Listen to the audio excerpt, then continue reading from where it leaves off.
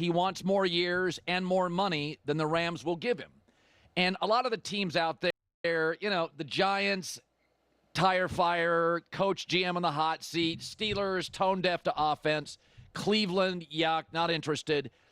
The Raiders thing is interesting. So there's a story this morning that Tom Brady reached out to Matt Stafford and said, would you consider us? I just want you to say this out loud because the NFL's magic potion, more than any sports league, is immediate hope. I mean, go to the Rams pre-McVay, the Texans pre-C.J. Stroud, the Commanders before they flushed everybody out. They were a laughingstock. So the idea the Raiders could turn it around, just say this out loud. Pete Carroll, Matt Stafford, Chip Kelly OC, Max Crosby, elite pass rusher, and Brock Bowers, an unbelievable once-in-a-generation tight end. That's pretty interesting. And they also landed probably a 10-year center last year in the draft, the highest-rated center. They look to be pretty good at offensive tackle. So there's two things Tom Brady can sell. Number one, no state tax in Nevada. California has 13.5%. Money matters. Don't listen to anybody. No state tax. Number two, the Raiders will give you more years and much more money. I'm telling you, the difference between a 2-year deal in L.A. and a 4-year deal with the Raiders could be $70 million. You have to consider that. I've said this with the Raiders. They check a lot of boxes. Now they got a head coach. They have a left tackle. They've got an elite weapon. They've got an elite edge rusher. Are they wonky upstairs? Yep, they are. Absolutely. But Chip Kelly and Pete Carroll give you a legitimate coaching staff. So, I mean, Pete Carroll, when people asked why Pete Carroll would take the Raiders job, don't think Tom Brady doesn't have an influence. Yeah. No, man, this excites me because if this actually all goes down and the Raiders really get the pop, this will be another one of those things that I called. So I'll be pretty excited. I'll be happy. Just from a personal perspective, I'll be like, yeah, that's right. I called this. Maybe not as aggressive as some of my other earlier calls, but I've been saying the Raiders are just kind of right there, and I love the hire of Pete Carroll and Chip Kelly, and now if you get Matthew Stafford, this division becomes a free for all. I mean, it is. It becomes. I don't want to say a gauntlet. Originally I was saying, last season coming into this past season that the NFC North was a gauntlet. I still think that the AFC, like it'll be kind of more of like a who's who rather than a gauntlet in terms of like these tough kind of grind them out games that I just would be so fascinated to see. When you really kind of look at it, it's not hard to imagine that even just over the last couple of years, if you had Stafford, even with the coaching staff in place and whatnot, having to lose Devontae, although you probably would have kept Devontae at that point, that if you had a Matthew Stafford, I mean, like, you most likely would have beaten the Chiefs once or twice, probably twice, quite frankly, as well as the Ravens. You know what I'm saying? Like you would have acquired like some legitimate wins under your belt with a very imperfect team, just no consistent run game anywhere to be found. Like it would be pretty impressive. And so, getting Stafford here, it's just like, would he and Carroll turn LV around? Like, yeah, I don't even think they it's so weird. Like, this is where we kind of get lost in words, but it's like, I don't even know if Las Vegas needs to be turned around, because that would imply that they're kind of going in the wrong direction. And I don't even think it's that. It's that they're just kind of behind, and this now speeds up the wheels. This now kind of has you going in the right. This has you now, you're already in the right direction. Now that you're just actually moving forward now, So, which I just find it, again, incredibly exciting. Like, this is what I love about the offseason, actually, more than anything. Sure, figuring out what are the Eagles going to do, the Bills and the Ravens, like, yeah, we know that, the Chiefs, etc., etc. But, like, these are the stories that get me excited. When I think about what was I so excited about last offseason going into this offseason, this season, It was the Broncos. It was the Commanders. It was the Chicago Bears, because it's just like, it's that hope. It's that optimism. It's that excitement. It's just like the unknown. And it's like also the strong belief that, these teams can actually turn it around. And I was so confident that the Commanders would. And believe me, I was very confident in that, but they exceeded even my expectations, quite frankly. So it was pretty mind-blowing, and the Broncos exceeded my expectations as well. But again, I believed in both those teams in the offseason. And so, this season, I was talking about in the comment section, it's like I see the Falcons and the Raiders at the top of the list of the two teams that can essentially be the Commanders and the Broncos this time around. The hardest thing that the Raiders have going for them is that this division is there's no easy wins within the division. You don't get the feast on the New York Giants, the Dallas Cowboys, etc. So that is the one drawback that you have with this. But outside of the Kansas City Chiefs taking pretty much making very strong moves to take a step forward. I'm not saying they need a Myles Garrett, but essentially getting like that level of an acquisition where people are like, oh my gosh, how did the Chiefs pull that off, right? Or just hitting an absolute grand slam in the draft, which that's really just a kind of a wait and see. I really think this division would be, especially with Stafford, this division would just be an absolute, who's who, who pulls it off.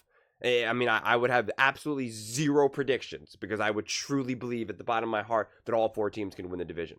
And it's going to come down to something really stupid, like who drops a terrible loss against an awful team, who knows which team was going to be the worst team next season, but it's going to be one of those things. Or as the Raiders learned, it's like you have the win and then you literally like fumbled it away, right? Like it's going to come down to nonsense like that. And so it's going to be like who comes away with it. I do think the Chiefs offensively will be better, just because I think of, Worthy will be better, and, Rashee Rice will be back, although he's going to be suspended. I mean, probably at least 6 games. I mean, again, who honestly really knows? So, like, that'll be an impact, but and that'll also be a factor too. When do the Raiders play, or the Broncos or Chiefs? Like, are a bunch of those games when Rashee Rice is suspended, or is it when he's not? All of those things end up mattering when you're in such a tightly contested, playoff race, and that's what I'm envisioning. And again, making Stafford's life easier. I've been talking about this so much in a lot of recent videos. Which is funny, because this was not kind of a talking point a lot going into last season, but just this idea that the Raiders defense, let's take a look. Okay. Like, if we look at this, and like I've said in some of my previous videos, I don't live and die by these rankings because it's such a simplistic way of looking at it, points for, points against. But I think at this point of, within the offseason and kind of looking back, it's a nice baseline, because at the end of the day, like, stopping the team from scoring points, and scoring points is obviously, like at the baseline of what you're trying to do, both offensively and defensively. But listen, first off, when your offense is so bad, your defense is going to be bad. And when your defense is so bad, your offense can be so bad. And now that you're going to have Pete Carroll in there, it's not hard to imagine that this defense is going to would look significantly better. And then now if you throw in Matthew Stafford in there, like, are we going to say that Matthew Stafford isn't worth like at least a touchdown more? At least 6 points worth more points compared to whoever was the quarterback at the time, Aiden O'Connell, Gardner Minshew, whoever. Like, of course he is, of course. So that now puts you pretty much like top 15 offense. And again, that's just with the addition of the quarterback, not including Chip Kelly and what this offense will be able to do. And now that you're actually taking care of the ball better, and you're sustaining drives, that's going to help your defense. So now not only will your defense get better because of someone like a Pete Carroll, but now the defense has something to play for, because it's brutal to play defense when you're not winning any games. When you truly, defense is it's obviously scheme, but it is so much more effort based. The foundation is so much more effort than, say, offense, which is, pretty well stated by, even defensive and offensive players, and coaching for that matter. And I don't care what anyone says. I know these are all professionals and this and that, but it's tough, man. it's tough to put in that effort to really grind it out, to really go hard. So why someone like a Myles Garrett gets a hat tip for doing it with the Cleveland Browns and whatnot, because it's tough, man. It's tough. And you're laying your body out there, and again, it's like, unless you're really playing for a contract or you're going to be a free agent, so you want to put up some numbers so you can get maximum money, like whatever it is, it's like, sure, that's going to be the motivating factor, but it's like, if you already kind of got your contract, or your resume is kind of already written and cemented, so you're going to get what you're going to get. It's just hard. It's hard. So you're just going to see such an upgrade defensively from just because of the fact that you can actually win games. You have Pete Carroll. Stafford's going to be able to actually sustain drives. You're going to put up points, limit turnovers. Like, it's just going to be this ultimate feedback. And then again, the defense is going to be better, which is then going to complement the offense. And someone like a Stafford is going to that's the benefit of having such an established seasoned veteran, because someone like a Stafford is going to be able to play awesome complementary ball, understand what needs to be done, understands the actual situational moments within a game.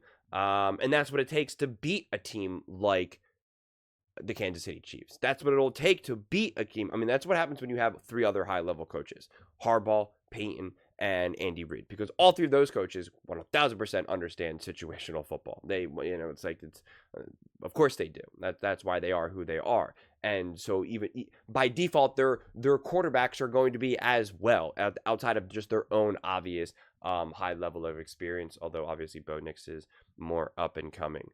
So it's just so crucial. And I think if you have Stafford there, you get to also instill pretty quickly, kind of the combination between him and Pete Carroll, this winning culture.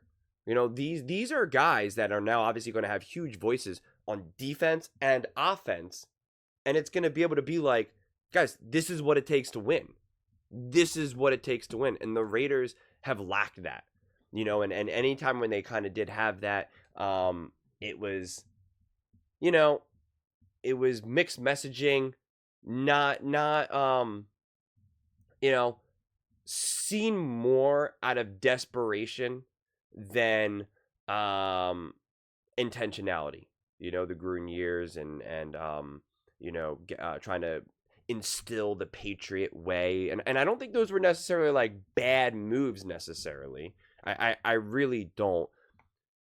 But having someone like Pete Carroll, someone who really, really, really, really, truly established himself and has won in different environments, I just think that's what you're betting on. You're betting on his actual concrete experience to be able to kind of bring this forward. And again, Stafford being able to win, obviously he could only win so much in Detroit, but he obviously had a lot of success. And then obviously going to the Rams, having obviously even more success, there's no reason to believe that he wouldn't be able to bring that as well. And he's going to immediately be able to work with everyone on offense. Chip Kelly, it's going to be a breeze for Chip Kelly, because Chip Kelly's going to say, I want you to do this, and Matthew Stafford's going to be like, okay, and then he's going to do it. I mean, there's no learning curve. And not to mention, Stafford also helps Chip Kelly, because Chip Kelly's going to need a little bit of help. I mean, all coaches do and all players do. It's a two-way street. But especially when you're coming back, Chip Kelly was only in the NFL for 3 years. What was it? He was the head coach for 3 years. And then what was he? Was it with the 49ers? Yeah, the 49ers, and then gone, and then obviously back in college then for the last decade. And I think being reintegrated in the NFL with a high-level quarterback like Stafford will make Chip Kelly's life a million times easier. A million times easier. And where there's any gaps in some of the things that need to be done, that's where Stafford's extensive experience at this point will be able to take over. And in a lot of ways, that really kind of helps develop Chip Kelly as an offensive mind within the NFL. And you have to imagine, considering Pete Carroll's age, and it all depends on maybe how much success they have, but it's not hard to imagine that eventually Pete Carroll's like, okay, I'm done. I had my last hurrah. And then they elevate Chip Kelly to be the head coach. I would imagine that's kind of what a legitimate path that they're looking to do. Because if Chip Kelly actually has like true success offensively in the NFL, then he wants to be the head. He wants to have another crack at being a head coach. He made his mistakes like over a decade ago, and he wants to learn and apply that as well. So I just think if you bring in Stafford here, ultimately what I'm trying to say is there's just so much synergy from again Chip Kelly to Stafford, from Pete Carroll to Stafford, from the defense to the offense to the defense. Like it's just this awesome feedback loop that I just really think would. I think the Raiders would essentially be one of those teams, and again, I'm such a football nerd, so I love it. So for me, like the Broncos last season were like can't miss TV because I was like, I got to see how this is all going to unfold. Same thing with the Commanders. Earlier on in the season, before the Commanders like really popped, before like lots of people were going to start to watch them, but I was like, can't miss TV. And for me, you get Stafford, the Raiders really can't miss TV. Stafford or you got a few rumors right now. Stafford, Geno Smith potentially, which would be interesting, and Sam Darnold. Stafford is obviously the safest bet, and to me, the Raiders would be can't miss TV because I would be looking for them to win rather than looking to see what happens, because my expectation would be like I'm expecting this team to win, and I'm excited to see how they do it. And if they don't, then it's going to be like, what is going, like, it's like, there's going to be a lot of energy to be like, what is going on? What is wrong here? With Sam Darnold or Geno Smith, I would also obviously want to watch heavily, but I would still be kind of like, how is this exactly going to unfold? Like how is this actually going to unfold? What is this actually going to look like? I think you got Stafford there, man. You're a legitimate playoff contender and a legitimate divisional contender. So yeah, man, there's just so many interesting things that can happen this offseason, and it's so hard to know because everyone's reportedly interested in Stafford right now, and I'm sure a lot of people who are releasing this information is Stafford's camp, because they're trying to let the Rams know, hey, everyone's interested in my boy, so you better pay him. Otherwise, he's going to go to Raiders. And the last thing I want to say, sorry, this video ran a little bit long. Him going to Vegas, especially because obviously he cares about money. And like Colin, could highlight way better than me, as this dude's actually making, tens of millions of dollars. I am not. But the big thing also is he obviously he's a family guy. He's got all these girls, his daughters and stuff like that, which I'm sure are probably pretty situated in school at this point. And traveling between Vegas and LA is like really not that hard, especially when you're someone like a Stafford. You're just like a quick private jet trip away. It's nothing. So you would potentially not even have to uproot your family. Again, depending on exactly if all these girls are really firmly rooted in school and whatnot. It wouldn't even, you can pretty much still keep everyone in LA if you wanted to. And if not, then you can move them to Vegas, and yet you would still be able to, again, go to LA anytime you want, because, again, these guys are worth a gajillion dollars and would have easy access to jump to LA. So it's not as disruptive to his family life, which does matter at this point, especially at his age. And for his wife and all of that, his wife's probably wouldn't be thrilled if he like now is going to go take a job in Pittsburgh. She'll be like, babe, take $5 million less and stay in LA. Okay. And like sometimes wives lay down the law. And when you have a little girl who's like, daddy, I don't want to leave LA. And, it all adds up. I mean, it really does. And it's something that a lot of people don't think about because, most quarterbacks don't have, 15 daughters or whatever the heck number he has. So, I do think that that's a legitimate factor that, if he's as much of a family guy as I believe him to be, those are all going to be in considerations, without a doubt.